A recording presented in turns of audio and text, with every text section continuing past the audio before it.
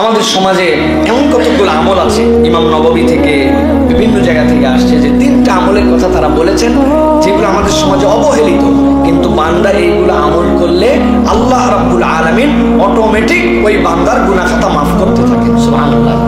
এর মধ্যে একটা হচ্ছে যে আল্লাহর স্মরণ। আল্লাহর স্মরণ বান্দার সমুদ্র সম ফেনা পরিমাণ গুনাহ আল্লাহ রাব্বুল আলামিনের স্মরণে আল্লাহ রাব্বুল আলামিন তাকে মাফ করে দেন। এটা সগীরা গুনাহ।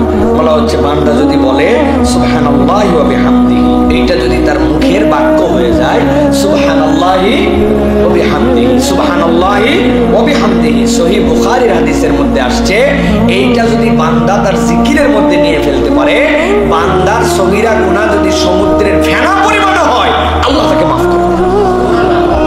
আল্লাহর এই কালামটা রবের কাছে এত বেশি পছন্দ। 2 নম্বরে একটা আমল হচ্ছে খাবার গ্রহণের সময়, আর একটা হচ্ছে পোশাক গ্রহণের সময়। পৃথিবীতে মানুষ মুখ দিয়ে কথা বলে, খাবার খায়, আর মানুষ চলাফেরা করে, এর বাহিরে পোশাক পরে চলাফেরা করে, এর বাহিরের হালত দুনিয়ার মানুষের নাই। নবীজি বলছেন খাবার গ্রহণ এবং কাপড় পরিধানের সময় ওই বান্দা দোয়া করে। খাবার গ্রহণের কাপড় পরিধানের দোয়া কি? বান্দা যখনই কোনো কাপড় পরে সে শিখে নিছে আলহামদুলিল্লাহিল্লাযী কাসানি হাযা ওয়া রাযাকানিহি মিন গায়রি হাওলিন মিন্নি ওয়ালা কুওয়া। আল্লাহ, তুমি আমাকে যে পোশাক দিয়েছো, পরাচ্ছো, আর এটাকে যে তুমি আমার জন্য রিজিক দিয়েছো, মিন গায়রি হাওলিন মিন্নি ওয়ালা কুওয়া, আমার কোনো যোগ্যতাই নেই এটা পাওয়ার, তুমি তোমার কুদরতে তুমি আমার জন্য এটা দান করছো। সুবহানাল্লাহ।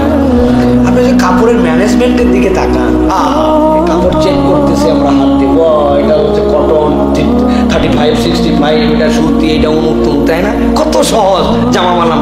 একটা কাপড়ের ম্যানেজমেন্ট চিন্তা করুন। আল্লাহ কোথা থেকে একটা উদ্ভিদ উৎপাদন করলেন, সেই উদ্ভিদের ভিতরে আল্লাহ তুলা দিলেন, ওই তুলা দিয়ে কেমনে সুতা হলো, সেই সুতা কত প্রক্রিয়ায়, যেই মেশিনগুলি, সেই মেশিনটা চললো কোন জায়গার কোন তেল, কোন জায়গার দস্তা, কোন জায়গার ম্যাঙ্গানিজ, কোন জায়গার বুদ্ধি, আপনি হিসাব মিলাতে পারবেন না। মনে করছি 1 গজ কাপড় দেন, 2.5 গজ কাপড় দেন, একটা পাঞ্জাবি বানাই ফেললাম আর পরে ফেললাম। সুবহানাল্লাহ, আমার রব আমার জন্য এই পোশাকটা আমার ব্যবস্থা করেছেন। আপনি একটা সেলাই মেশিন আর একজন দর্জির মধ্যে আল্লাহ যে যোগ্যতা দিয়েছেন কাটার, আপনি নিজে একদিন চেষ্টা করেন যে আলহামদুলিল্লাহ আমি নিয়ত করছি আমি নিজে নিজের জামা একটা সেলাই করে পরবো, দেখেন কি ঠেলা কি জিনিস, হ্যাঁ? গলা কাইটে এত বড় হয়ে যাবে, দিতে নেমে যাবে আপনার। আর দর্জির তো একটুখানি ভুল হলে আমরা দর্জিরই একদম পাগল বানাই ফেলে, আমার এই জায়গায় জড়ো হয়ে থাকে, মিয়াং আমার গলা ঢিল ঢিল হয়েছে, হাত ঠিক হয় না, হাত ছোট ধরি না। আল্লাহ বলতেছেন এটা রব একটা ম্যানেজমেন্টের মধ্যে রাখছেন, ওই উদ্ভিদ থেকে শুরু করে পোশাক। আপনি আল্লাহর কাছে বলছেন আলহামদুলিল্লাহিল্লাযী কাসানি হাযা সাওম ওয়া রাযাকানিহি মিন গায়রি হাওলিন মিন্নি ওয়ালা কুওয়া, আল্লাহ আমার যোগ্যতা নাই, তুমি আমাকে পরাইছো। এইটা পড়ার সাথে আল্লাহ, এই দোয়া পড়ার সাথে তার ওই জামা পরার আগের যত সগীরা গুনাহ আল্লাহ মাফ করে দেন। আর আপনি খাওয়ার পরে বলছেন কি আলহামদুলিল্লাহিল্লাযী আত'আমানি হাযা আত-তা'আম ওয়া রাযাকানিহি মিন গায়রি হাওলিন মিন্নি ওয়ালা কুওয়া। আল্লাহ, আমাকে আপনি খাওয়ালেন আর আপনি আমাকে পান করালেন, আল্লাহ এটার কোনো যোগ্যতাই আমার ছিল না, এই রিজিক আপনি আমাকে দিয়েছেন, এই জন্য আল্লাহ আপনার প্রতি আমি সন্তুষ্ট। সুবহানাল্লাহ। আপনি চিন্তা করছেন হুজুর আজকে পান্তা ভাত আলু ভর্তা খাইছি, এর জন্য আবার রাযাকানি মিন গায়রি হাওলিন মিন্নি ওয়ালা কুওয়া, পান্তা ভাত আর এর কোনো ব্যাপার হলো নাকি? হ্যাঁ ভাই, আলু ভর্তার পান্তা ভাত কোনো খাওয়া হলো?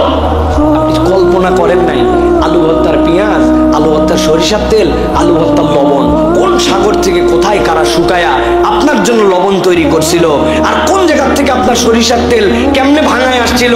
আপনি মনে করছেন মেশিনের মধ্যে ঢুকালো সরিষার তেল ভেঙে গেল, কিন্তু ওই সরিষার তেলের জন্য ডিজেল কোথার থেকে আসছিল, চাষ কিভাবে হয়েছিল, কোন গরু কোন বলদটা ওই জমি চাষ করছিল, কত হাত পার করে আসছে, আপনি চিন্তা করতে পারবেন। আল্লাহ কোরআনে এই জন্য বলছেন ফালইয়ানজুরিল ইনসানু ইলা তাআমিহি, বান্দা তোর খাবারের দিকে তাকাই দেখ, তুই দেখছিস আলু ভর্তা, কিন্তু ওর দিকে তাকালে তুই তোর আল্লাহরে চিনে ফেলবি। সুবহানাল্লাহ। তুই তোর পান্তার দিকে তাকালে আল্লাহরে চিনে ফেলবি। ব্যাককল, তুই পান্তা কি দিয়ে ভিজাইছিলি? কেরোসিন দিয়ে? হ্যাঁ, তুই পানি দিয়ে ভিজাইছিলি, ওই পানি কোত্থেকে আসছিল? পানি কোত্থেকে আসবে মানে পানি তো নিচ থেকে চলে আসে। আল্লাহ বলছেন পানির লেয়ার যদি রব নিচে নামাই দেন, কার শব্দ আছে ওই লেয়ার উপর দিকে তোলে, আপনি জানেন না কত ট্রিলিয়ন টন আসমানে উঠে যায়, ফিল্টার হয়ে প্রত্যেকদিন আসে। সুবহানাল্লাহ বিহামদি। আপনার মাথায় একবার কাজ করে না? আপনার বাড়ির ট্যাঙ্কিগুলো সব তো নিচে, প্রস্রাব পায়খানার ট্যাঙ্কি ছাদের উপর না নিচে? কথা বললেন না যে নিচে যাচ্ছে, আপনি যে ক্যাতক্যাতায় নিচ থেকে পানি তুলে সুন্দর মনে করতেছেন আমি ফিল্টার করে খাচ্ছি। আপনি কি ফিল্টার করে খাচ্ছেন? আপনি আপনার ট্যাঙ্কির প্রস্রাব পায়খানা পানিটা ফিল্টার করে খান, দেখি কত বড় আপনার হিম্মত। আপনি তো খাবেন না, কয় পার্সেন্ট লোক ওইটা পারে, কিন্তু রব একটা বিস্তর পানি আপনার আমার জন্য দিয়ে রাখছেন।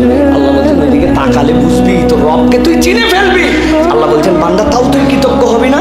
আপনি কৃতজ্ঞ হয়েছেন, আলহামদুলিল্লাহ ইল্লাযী আত'আমানি হাযা আত-তা'আম ওয়া রাযাকানিহি মিন গায়রি হাওলিন মিন্নি ওয়ালা কুওয়া। আমার কোনো যোগ্যতাই ছিল না, তুমি দিছো। আল্লাহ বলছেন এই কথাই তোর অতীতের গুনাহ মাফ করে দিয়েছে। সুবহানাল্লাহ। আপনি খাইছেন রোস্ট, গরুর গোশত, খাসির রেজালা, কি ঠেলার খাওয়া, আমার সাথে আমি খাইছি, আর আল্লাহ বলছেন এইটুকু প্রশংসা করছে, আমি মাফ করে দিলাম। আপনি আপনার রবকে চিনি নাই। এই তিনটা আমল নিজের জীবনে ঢুকাতে হবে। সুবহানাল্লাহ ওয়া বিহামদিহি, জামা কাপড় পরার দোয়া আর খাবারের দোয়া। পারবো ইনশাআল্লাহ? হুজুর এগুলো তো মুখস্থ নাই, হুজুরকে চালান। এই যে আমার ভাই সাহেব আছে, লিখে নেন ওর কাছ থেকে, লিখে নিয়ে পকেটের মধ্যে রাখেন, আগামী সপ্তাহের মধ্যে মুখস্থ করবেন। ফ্রিজের সামনে লেখেন, ডাইনিং এর সামনে লেখেন, গুগল করেন। গুগল করলে গুগলে দুনিয়ায় পাওয়া যায়, সব পাওয়া যায়। আপনি খালি হুজুরের কাছে দৌড়াচ্ছেন, হুজুরের কাছে ফিকহি মাসালা নেওয়ার জন্য যাবেন। যেটা পাবেন আপনি দোয়া দরুদ এগুলো তো আপনি বিভিন্ন জায়গায় পান। আপনি